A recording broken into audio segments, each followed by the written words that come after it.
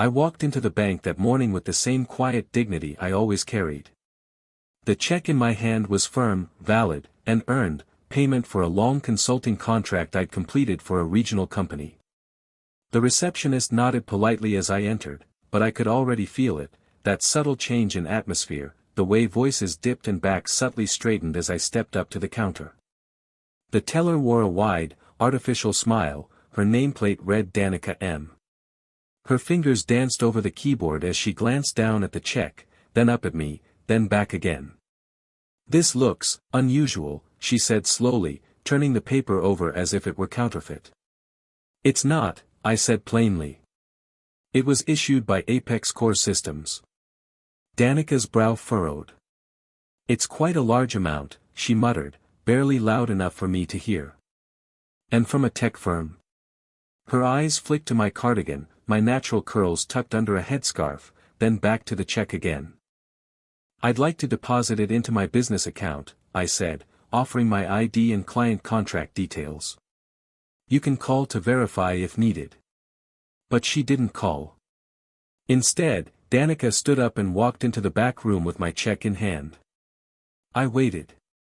Minutes ticked by. 5, then 10, then, rip. I froze as I saw it.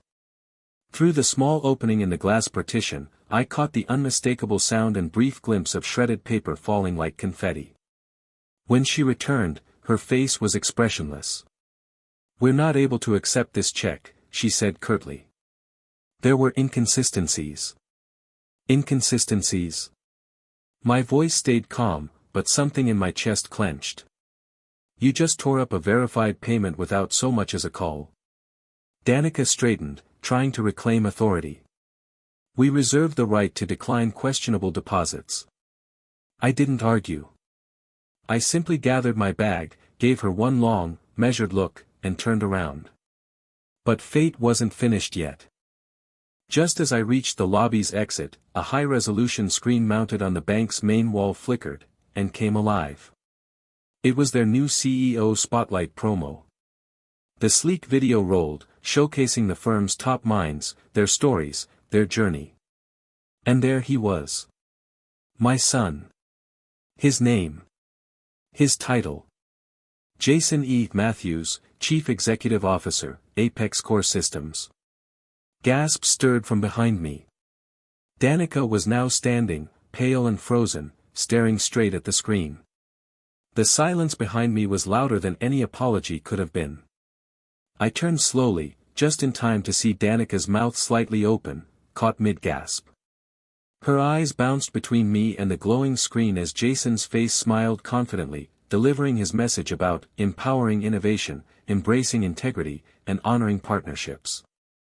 I stepped back toward the counter, calm but steady.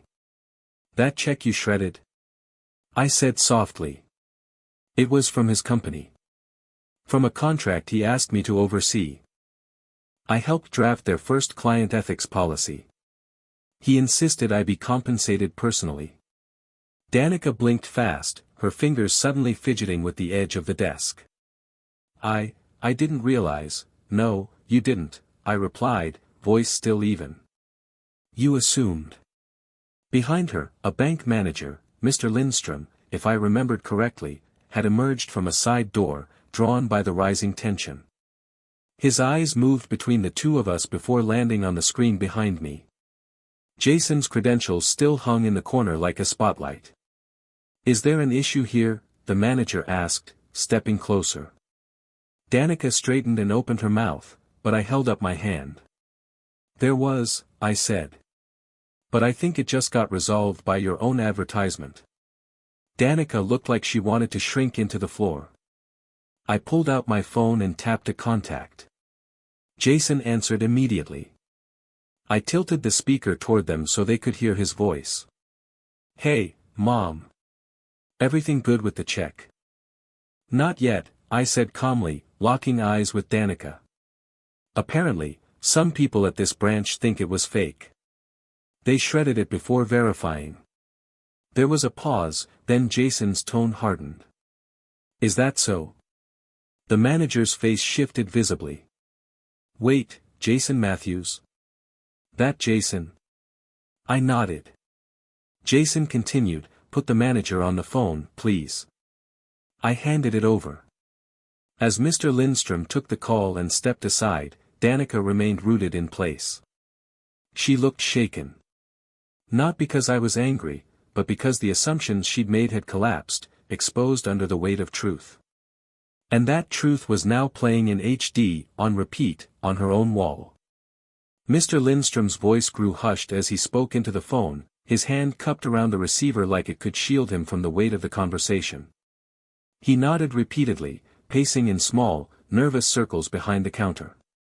Danica, still at her station, stood like a statue, only now her posture was crumbling. Her fingers trembled slightly. She opened her mouth as if to speak, then shut it again. I waited. I wasn't angry, not in the way she probably expected. I had nothing left to prove. Finally, the manager approached, holding the phone delicately, as though it had grown heavier in his hand. He cleared his throat. Ms. Matthews, he began, his tone now overly formal, I deeply regret what just happened. Jason, Mr. Matthews, has instructed us to not only issue a formal apology, but to ensure your check is reissued at our expense. Personally. I raised an eyebrow. That's a good start. He shifted uncomfortably.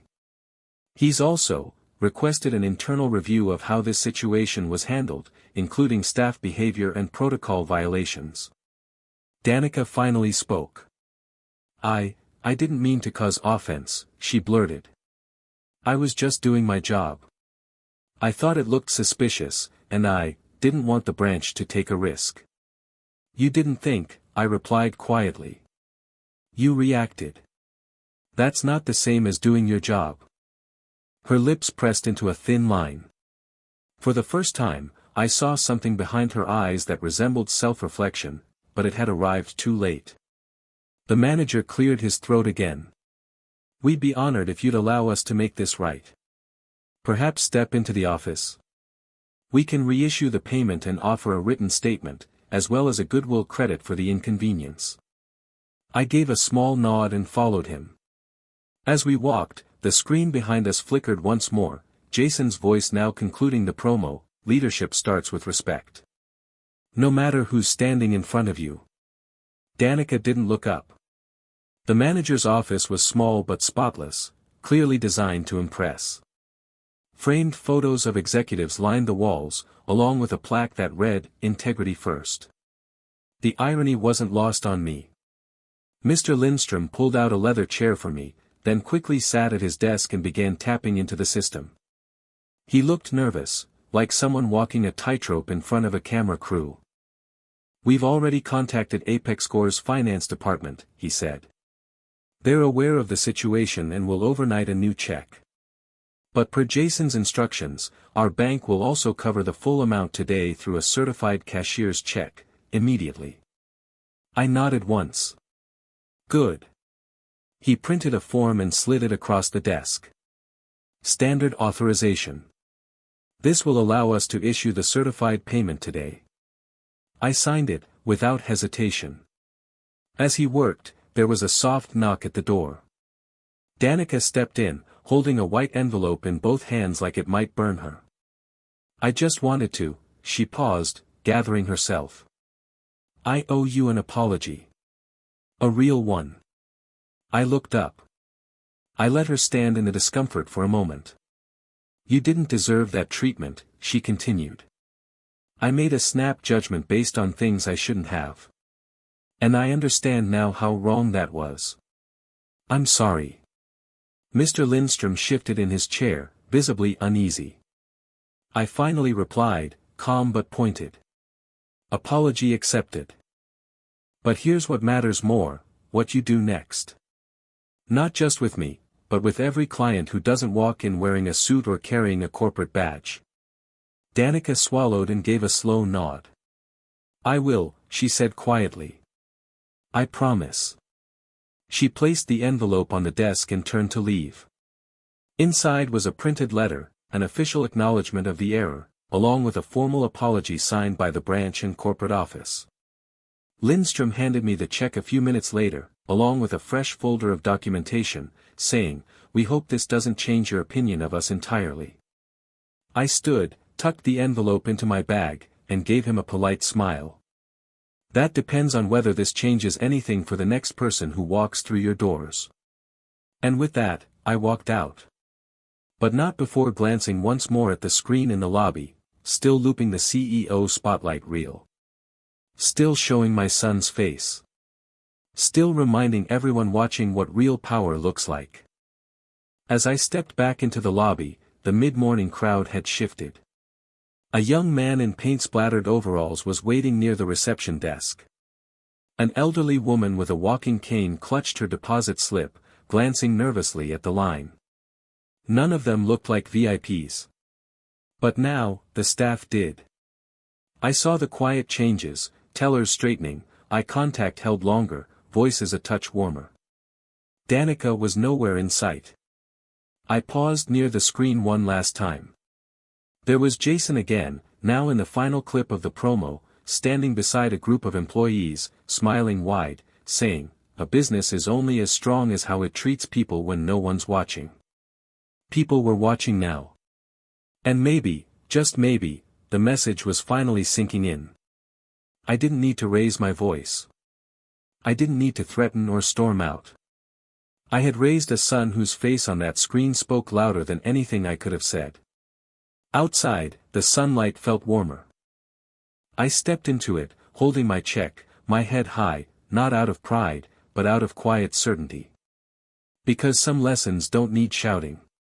They just need to be seen.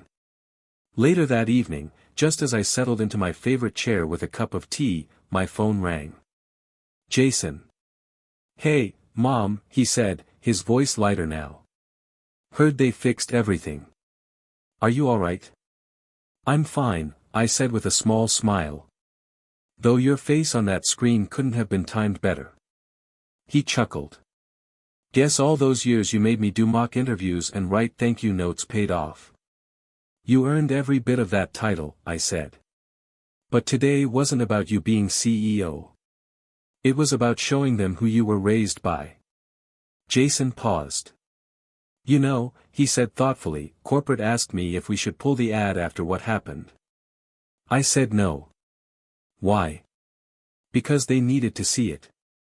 Every single person in that branch needed to watch it on loop. Not just to know who I am, but to think twice about how they treat someone before they recognize a name." I let his words settle. "Good," I said. "Let it play." Jason hesitated. "One more thing. I'm starting a new training module for our partner banks, on bias, on how to treat clients with dignity, no matter what they look like. I want to use this as a case study. With your permission." I exhaled slowly. That old instinct to stay quiet tugged at me, but I let it go. "You have it," I said. "Tell it. All of it." And in that moment, I knew. This wasn't just about a torn check anymore. It was about building something stronger in its place. 2 weeks later, I returned to the same bank, this time not for business, but by invitation. Jason's training module had launched faster than expected, and their corporate office insisted that the first in-person session happen at the very branch where it all began. As I stepped through the glass doors, I was greeted by the regional director herself and escorted to a small conference room in the back. Inside were a dozen employees, Danica among them, seated, attentive, notebooks open. Jason's video played first. Not the promo reel, but a new message he had recorded: "Assumptions are shortcuts. Dangerous ones." My mother didn't demand respect, she embodied it. And when her check was destroyed, what really tore was trust. This training isn't about guilt, it's about growth. Let's build something better. Together. Then I was introduced. I stood in front of the room. No script. No title. Just truth. "I'm not here to shame anyone," I began.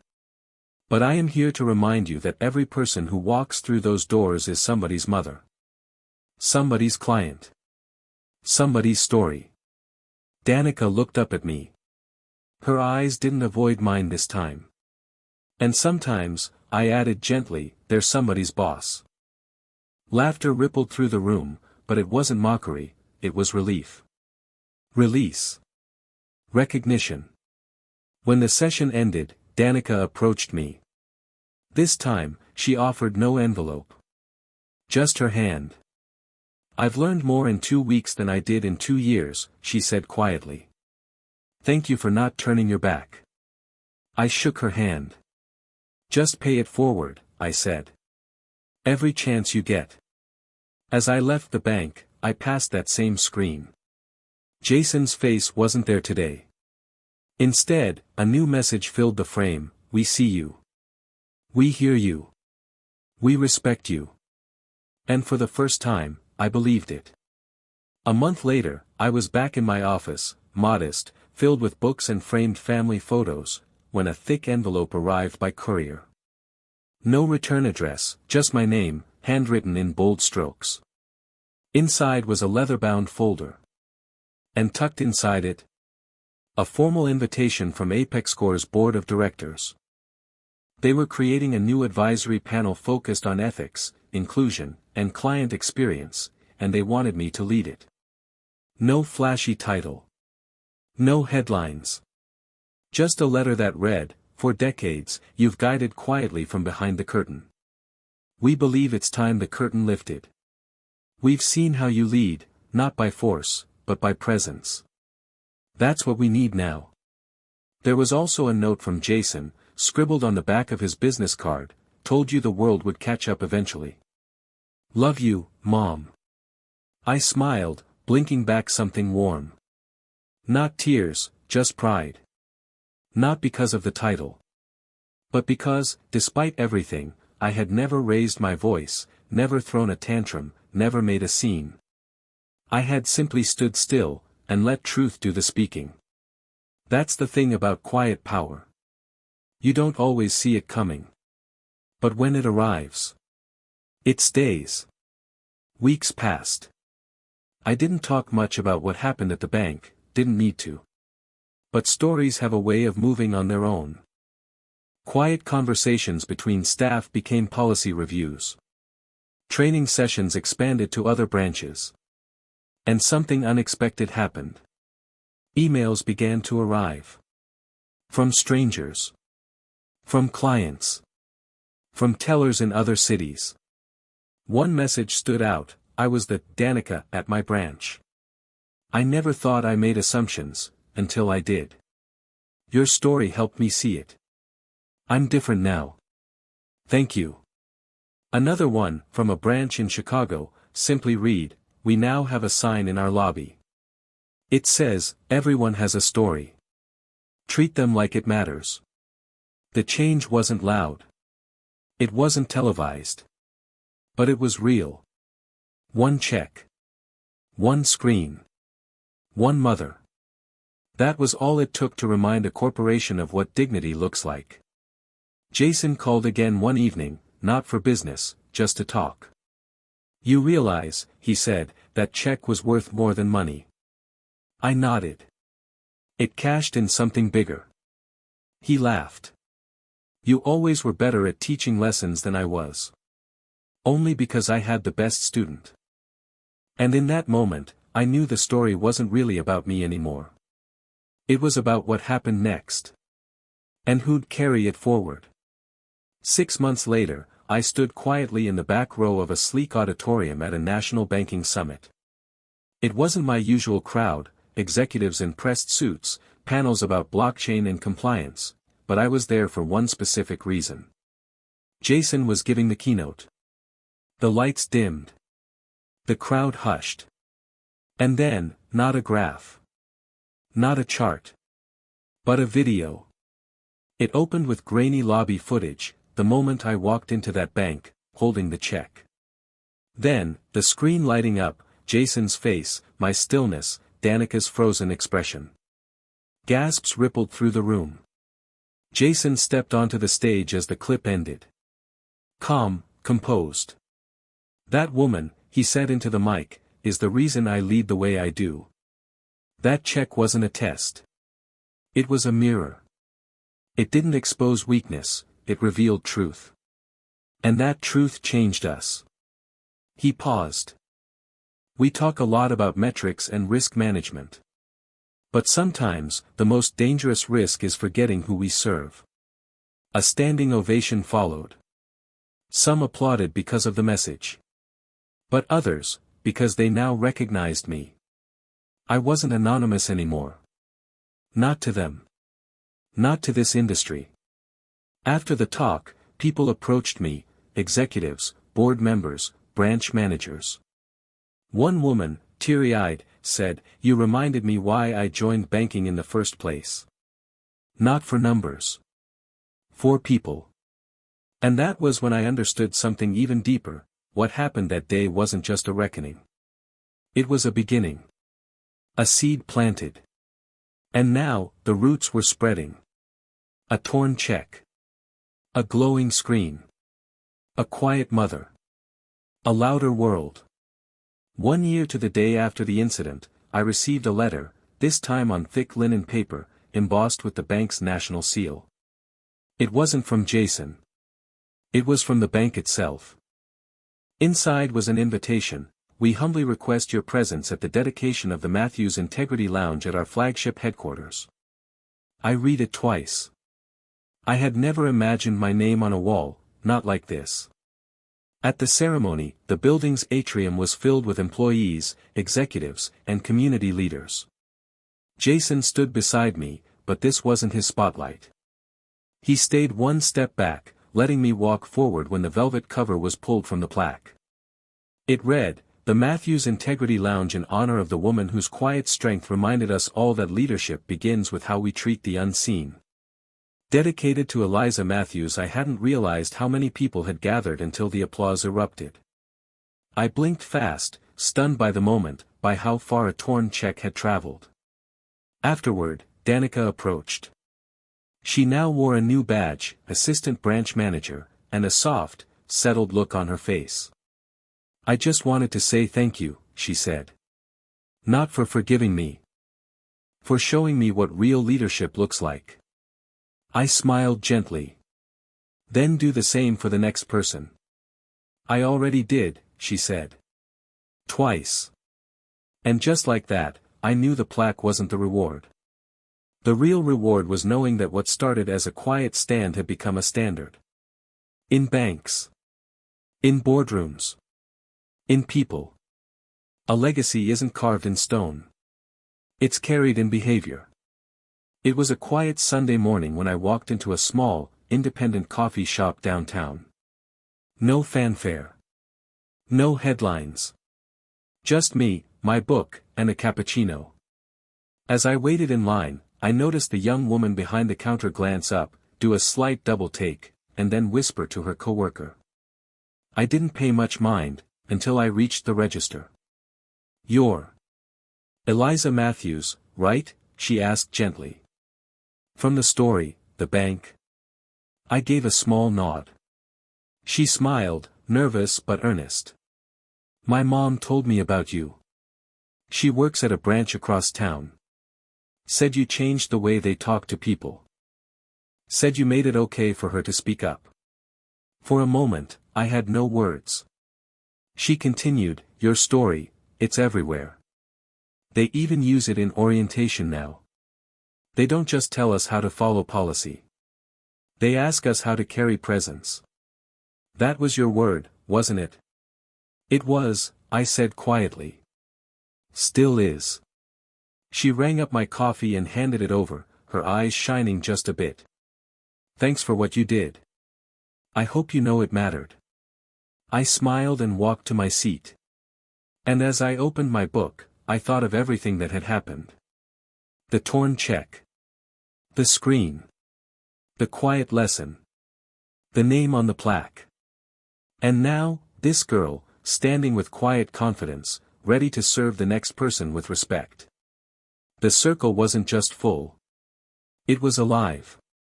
Because stories don't end when the screen goes dark. They continue in the way people speak. In how they pause before judging.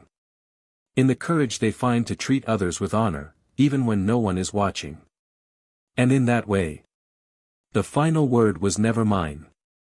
It was always everyone's.